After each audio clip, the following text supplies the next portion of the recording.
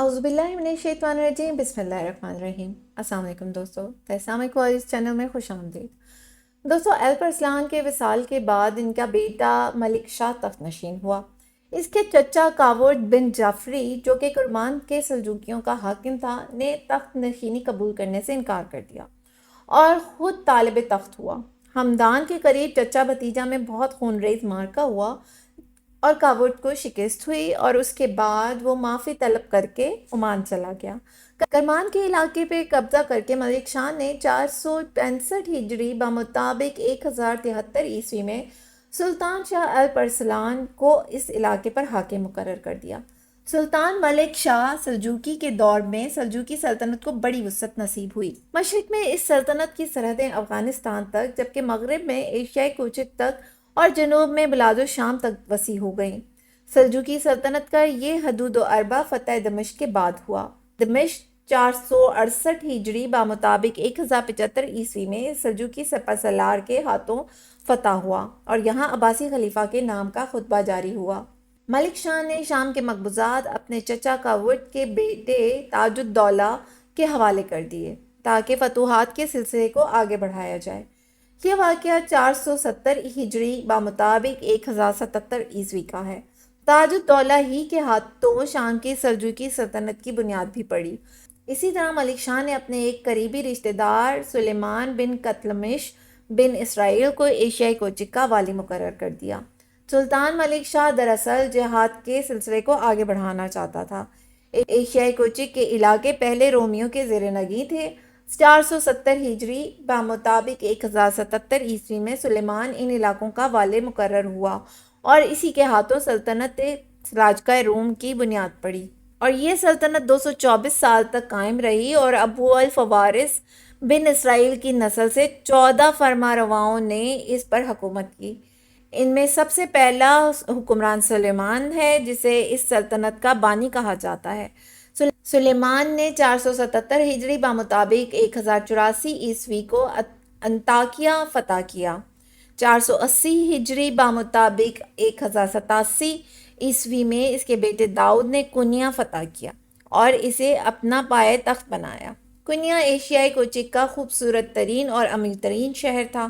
سلجوکیوں نے اس شہر کو بازنطینی مسیحی شہر سے سلجوقی اسلامی شہر بنا دیا۔ 700 ہجری بمطابق 1300 عیسوی میں یہ سلطنت منگولوں کے ہاتھوں فتح ہوئی اور بعد میں دولت عثمانیہ کے قلم و رواں میں شامل ہوئی۔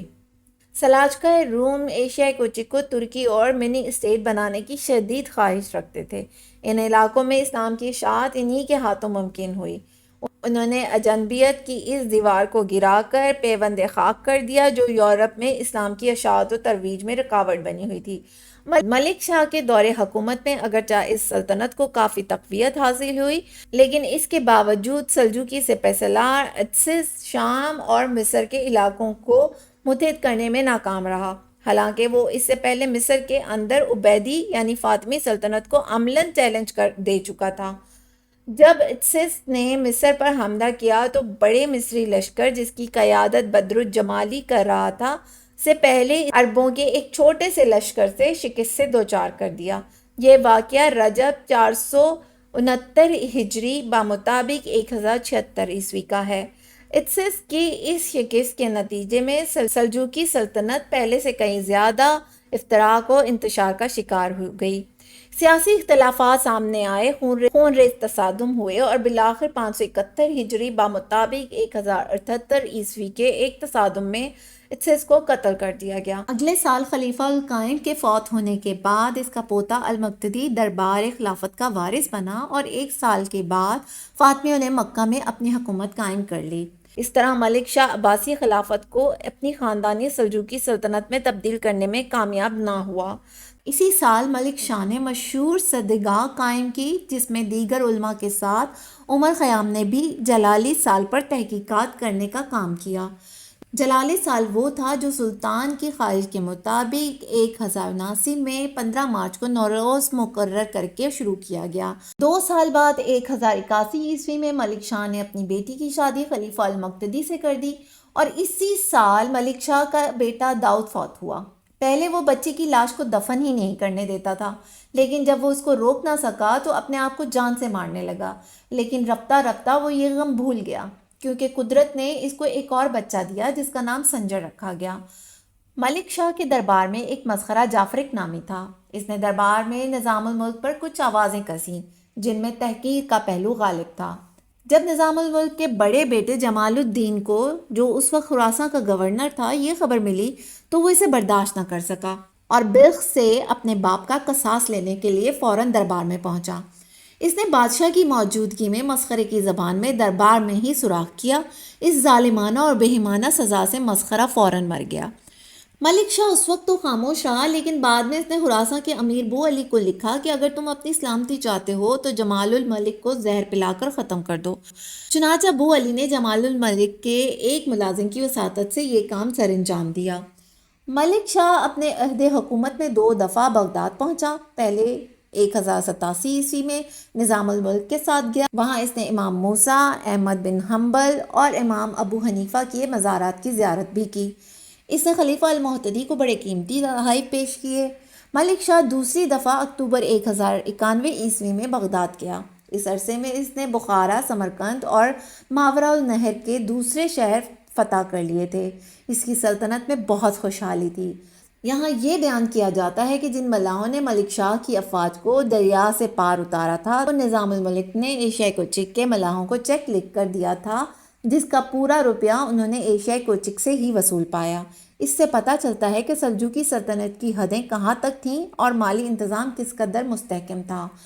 ملک شاہ کے زمانے میں سرکاری ملازموں کو بھی معقول معاوضے دیے گئے۔ اس نے سلطنت کی حدیں شام اور عراق سے بڑھا کر عدن اور بحیرہ اسود تک پہنچا دیں۔ وہ خود عدلیہ کی نگرانی کرتا تھا اور مذہب سے اس قدر محبت تھی کہ اس نے حاجیوں کے راستے میں کنویں پانی پینے کے لیے بنوائے۔ وہ شکار کا بھی بے حد شوقین تھا اور بعض دفعہ اس نے اس قدر زیادہ شکار کیا کہ مرنے والے جانوروں کی کھوپڑیاں اور سینگوں سے مینار تعمیر کرائے۔ اس نے اپنے شکار کی تفصیل لکھنے کے لیے ایک باقاعدہ رجسٹر بنایا، جس میں بعض روایات کے مطابق یہ اندراجات ملتی ہیں کہ اس نے ایک دن میں تنہا 70 ہرن کا شکار کیا۔ نظام الملک کی عمر اب 80 سال کے لگ بھگ تھی۔ درباری امور سے فراغت پانے کے بعد وہ نظامیہ کالج کے نظم و نسق کی طرف توجہ دیتا۔ وہ خود بھی بڑا عالم تھا۔ اس زمانے میں شاہی خاندان کے افراد نظام الملک سے حسد کرنے لگے۔ اس کا سب سے بڑا دشمن ترکان خاتون تھی۔ وہ وزیر تاج الملک کی مدد سے ایک بلاٹ تیار کر رہی تھی۔ بدقسمتی سے نظام الملک کا پوتا، جو جمال الملک کا بیٹا تھا اور اس وقت مروک کا گورنر تھا، لوگوں سے بہت بدسلوکی سے پیش آتا۔ اس کے ظلم سے تنگ آ کر ایک شخص نے ملک شاہ سے شکایت کی اور بادشاہ نے غصے میں آ کر نظام الملک کو کہا، کیا تم حکومت میں میرے شریک ہو گئے ہو؟ تمہارے عزیز ہی مملکت میں بڑے بڑے عہدوں پر فائز ہیں، بلکہ تکبر اور غرور کا بھی اظہار کرتے ہیں۔ بوڑھا وزیر اس طعنے کو برداشت نہ کر سکا۔ اس نے جواب میں لکھا، جس نے تمہیں تاج عطا کیا ہے، اس نے مجھے دستار عطا کی ہے، اور یہ دونوں چیزیں الگ نہیں ہو سکتی۔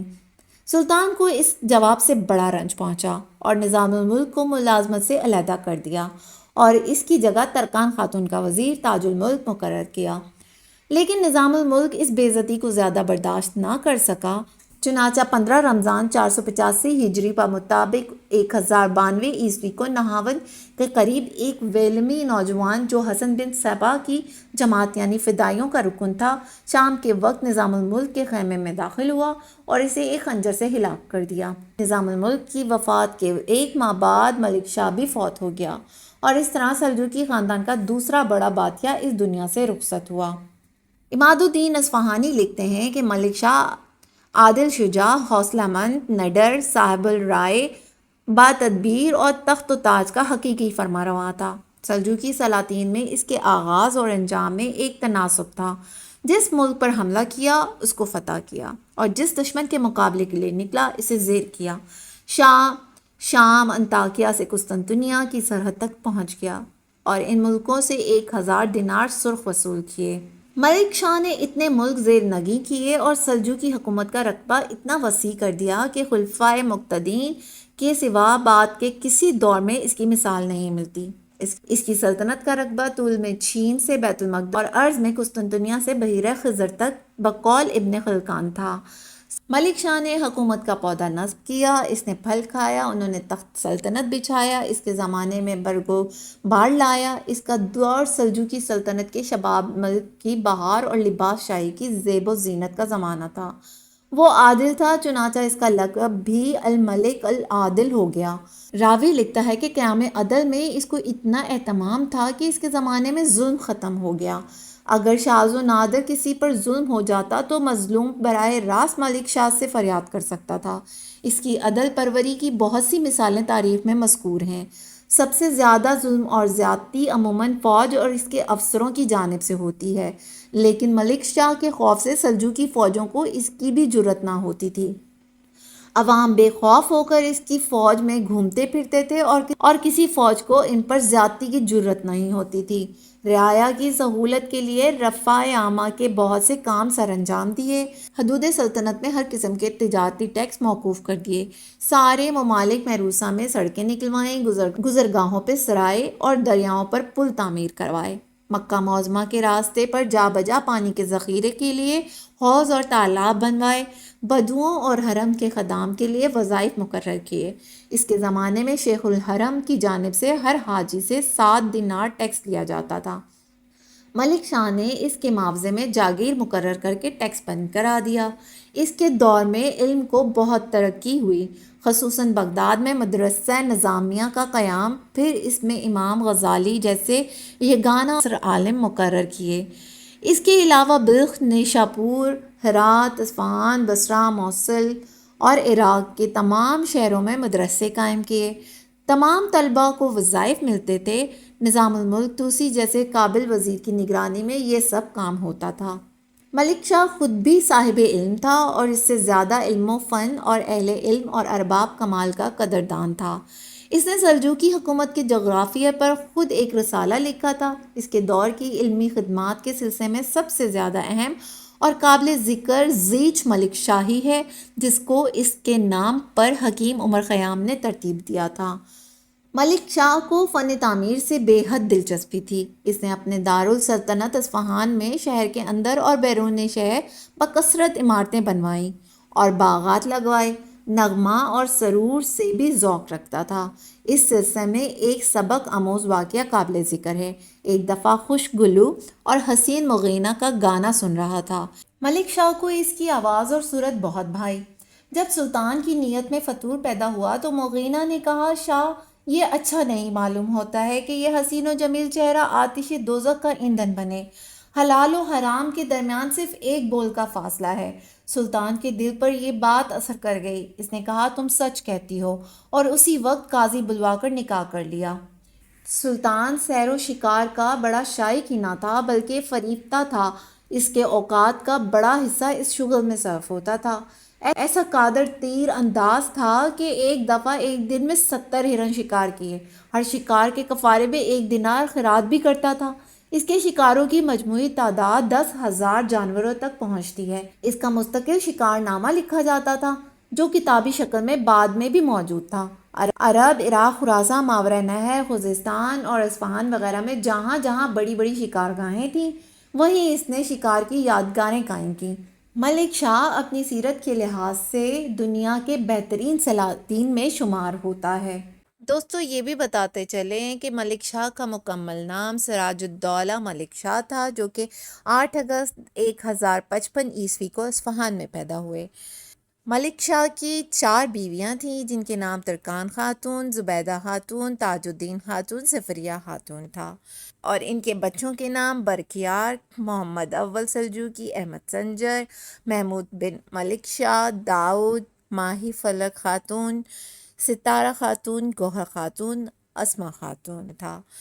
1092 عیسوی میں ملک شاہ کے انتقال کے بعد اناطولیہ میں قلج ارسلان اول نے سلاجقہ روم کی بنیاد رکھی، جبکہ شام میں ان کے بھائی تتش اول، عراق میں برکیار، فارس میں محمود اول اور خراساں میں احمد سنجر برسر اقتدار آئے۔